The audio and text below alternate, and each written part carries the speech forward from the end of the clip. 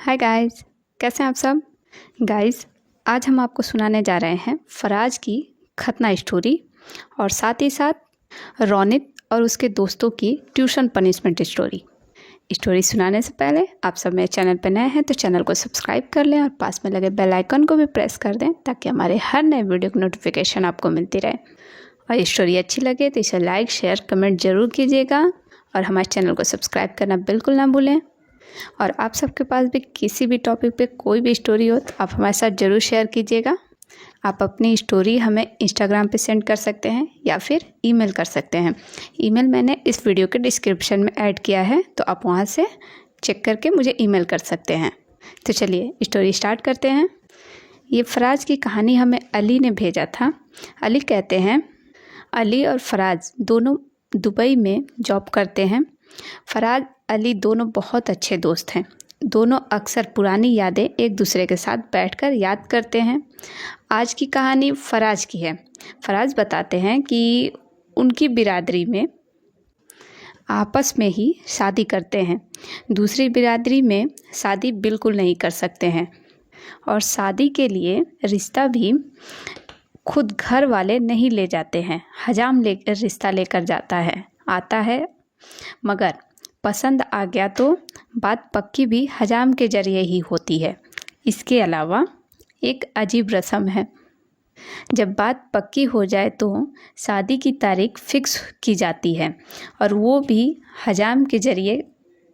और शादी होने तक दोनों घरों के लोग एक दूसरे के घर नहीं जाते हैं और जो डेट फिक्स हो उसके ठीक 1 महीने पहले लड़की वालों की तरफ से हजाम आता है और लड़का यानी कि होने वाले दूल्हे का खतना करता है।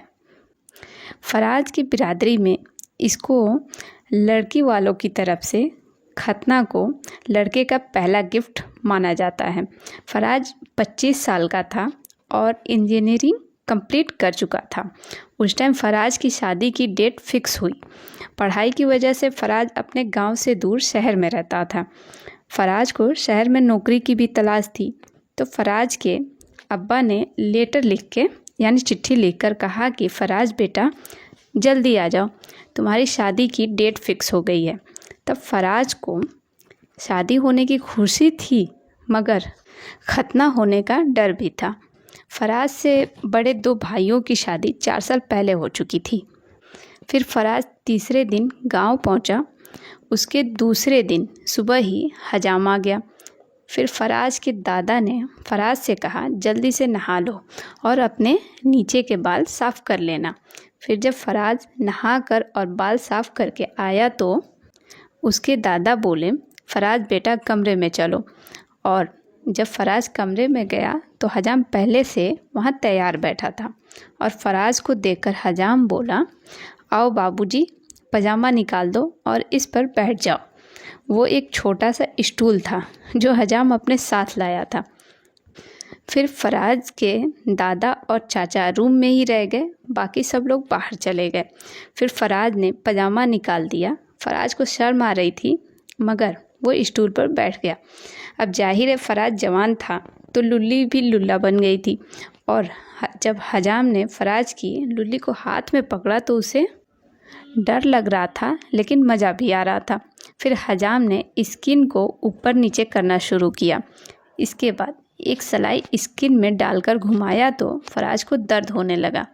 तो फराज ने बोला दर्द हो रहा है। फिर हजाम ने बोला बेटा थोड़ा बर्दाश्त कर लो। फिर हजाम ने स्किन को खींचकर आगे किया और एक लकड़ी की क्लिप लगा दिया। फिर हजाम ने फराज के दादा से बोला इजाज़त है? तो दादा बोले हाँ। और एक ही झटके में हजाम ने अस्त्रे से फराज की स्किन काट दी। फराज को बहुत तकलीफ़ हो रही थी इसीलिए उसके मुंह से ज़ोर से आह निकल गई। फिर हजाम बोला मुबारक हो गई। उसके बाद हजाम ने राख लगाकर पट्टी की। राख से खून निकलना बंद हो गया। फिर लाल रंग के दुपट्टे की लुंगी से फराज को लपेट दिया गया। लुंगी बनाकर फराज को लपेट दिया गया और हजाम दूसरे दिन आने का बोलकर चला गया। फिर रूम में घर की ख़वातीन आईं। सब ने बारी बारी फराज के सर की बलाएं ली और उसे लड्डू खिलाए, मगर सबकी नज़र फराज की लुल्ली पर थी। हजाम रोज़ आकर पट्टी करता। ऐसे दिन गुजरे और 2 हफ्ते बाद फराज एकदम ठीक हो गया। फिर अगले 2 हफ्ते बाद फराज की शादी हो गई। फराज की एज इस टाइम 45 साल है और अब जो नई नस्ल है इस रस्म को फॉलो नहीं करती है। फराज ने खुद अपने दोनों बेटों का खतना जन्म के 7 दिन बाद करवा दिया था। अच्छा, आप सब एक बात बताइएगा, ऐसी रस्म किस शहर या गांव में होती है? आप सबको पता हो तो उस गांव या शहर का नाम कमेंट में ज़रूर बताइएगा। और फराज की रियल लाइफ स्टोरी आप सबको कैसी लगी ये बताना बिल्कुल ना भूलिएगा। और अब हम आपको रोनित और उसके दोस्तों की पनिशमेंट स्टोरी सुनाने जा रहे हैं। स्टोरी सुनाने से पहले मेरे चैनल को सब्सक्राइब करना बिल्कुल ना भूलिएगा और पास में लगे बेल आइकन को भी प्रेस कर लीजिएगा। ये कहानी रोनित ने हमारे साथ शेयर किया था। रोनित का दोस्त जिसका नाम सत्यम था और ये बात क्लास 10th की है। उस टाइम रोनित, सत्यम, रवि और पुलकित एक ही ट्यूशन में पढ़ने जाते थे। ट्यूशन के उस बैच में 10 लड़के और 15 लड़कियां थीं। उन लड़कियों में सत्यम की गर्लफ्रेंड और सिस्टर भी थी। ट्यूशन में एक मैम थी जो बहुत स्ट्रिक्ट थी और स्टूडेंट्स को बहुत ही स्ट्रिक्ट पनिशमेंट देती थी। एक बार मैम ने कहा कि 2 दिन बाद टेस्ट है, उसमें अगर कोई भी स्टूडेंट फेल हुआ तो उस लड़के या लड़की को बहुत स्ट्रिक्ट सज़ा मिलेगी। फिर मैम ने कहा लड़कियों को तो मुर्गा बनाऊंगी और लड़कों को तो नंगा करके मुर्गा बनाऊंगी। उस ट्यूशन वाली मैम ने लड़कों को नंगा करने की धमकी पहले भी बहुत बार दी थी और सिर्फ शर्ट उतरवा कर छोड़ देती थी क्योंकि लड़के रोने लगते थे। लेकिन इस बार ट्यूशन मैम के मन में कुछ और ही चल रहा था। लेकिन पहले की ही तरह इस बार भी लड़कों ने मैम की बातों को सीरियसली नहीं लिया। फिर 2 दिन बाद टेस्ट हुआ, उसमें 2 लड़के पुलकित और सत्यम फेल हो गए और 2 लड़कियां भी फेल हो गईं।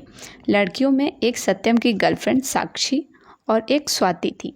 फिर मैम ने कहा तुम लोगों ने मजाक समझ रखा है क्या? इतना बोलकर मैम ने तुरंत क्लास में लड़कियों को मुर्गा बनाया और लड़कों को कहा कि तुम दोनों लड़के नंगे हो जाओ तुरंत। मैम की बातों से लड़कों को लगा कि शर्ट ही उतारना है। वो शर्ट उतार के खड़े हो गए। लेकिन मैम ने बोला कि सिर्फ शर्ट ही नहीं, आज तुम दोनों को पूरा नंगा होना है, तभी तुम लोग सुधरोगे। इतना सुनकर लड़के रोने लगे। फिर मैम ने बोला आज एक नहीं सुनूंगी, या तो खुद से नंगे हो जाओ या फिर मुझे करना पड़ेगा, और अगर मैं करूंगी तो गली में नंगा करूंगी मोहल्ले वालों के सामने, मैम बोल रही थी। और लड़के चुपचाप खड़े होकर सुन रहे थे। फिर मैम ने कहा कि ऐसे नहीं समझोगे। फिर मैम ने 2 लड़कों को बुलाया और हाथ पकड़वा दिया। फिर स्वाति और साक्षी से कहा कि दोनों लड़कों को नंगा करो। उन दोनों ने हंसते हुए दोनों लड़कों की पैंट उतार दी और फिर मैम ने कहा कि इनकी अंडरवियर भी उतार दो। तो उन दोनों ने झट से लड़कों की अंडरवियर भी खींचकर उतार दी। इस पर मैम ने कहा कि तुम लोगों से कहा था कि मुझे करना पड़ा तो मोहल्ले में नंगा घुमाऊंगी, अब बाहर चलो दोनों। फिर दोनों लड़कों ने मैम के पैर पकड़ लिए और पैर पकड़कर रोने लगे। तो मैम को दया आ गई। फिर मैम ने उन दोनों लड़कों को टॉपर लड़कियों के पैर छूने को कहा। ये देखकर सारे स्टूडेंट हंस रहे थे। फिर मैम ने चारों फेल हुए स्टूडेंट्स को 50 उठक बैठक लगवाई, लड़कियों को लड़कों के बीच में और लड़कों को लड़कियों के बीच में, और फिर लड़कों को लड़कियों के सामने ही मुर्गा बना दिया और लड़कियां शर्म करो बोल के चिढ़ाने लगीं। फिर मैम ने सारे लड़कों से कहा देख लो, जो भी फेल होगा उसका यही अंजाम होगा। सारे लड़के डर गए और लड़कियां हंसने लगी। फिर मैम ने सभी स्टूडेंट्स को छुट्टी दी और कहा कि अगली बार से होमवर्क नहीं करोगे तो तुम लोगों की चड्डी उतरवा दूंगी लड़कियों के सामने। तो ये थी रोनित और उसके दोस्तों की ट्यूशन पनिशमेंट स्टोरी। आप सब कमेंट में ज़रूर बताइएगा आपको रोनित और उसके दोस्तों की ये पनिशमेंट स्टोरी कैसी लगी, और दोनों स्टोरी में से कौन सी आप सबको ज़्यादा पसंद आई ये भी ज़रूर बताइएगा। और स्टोरी अच्छी लगी हो तो इसे लाइक शेयर ज़रूर कीजिएगा, और साथ ही साथ हमारे चैनल को सब्सक्राइब करना बिल्कुल ना भूलिएगा, और पास में लगे बेल आइकन को भी प्रेस कर दीजिएगा ताकि हमारे हर नए वीडियो की नोटिफिकेशन आपको मिलती रहे। और आप सबके पास भी अगर किसी भी टॉपिक पे कोई भी स्टोरी हो तो आप हमारे साथ ज़रूर शेयर कीजिएगा। आपको पता ही है कहाँ पे करना है, इंस्टाग्राम पे कर सकते हैं या फिर ईमेल कर सकते हैं। ईमेल मैंने इस वीडियो के डिस्क्रिप्शन में ऐड किया है, तो आप वहाँ से चेक करके मुझे ईमेल कर सकते हैं। तो गाइस मिलते हैं नेक्स्ट स्टोरी में। Take care, thank you.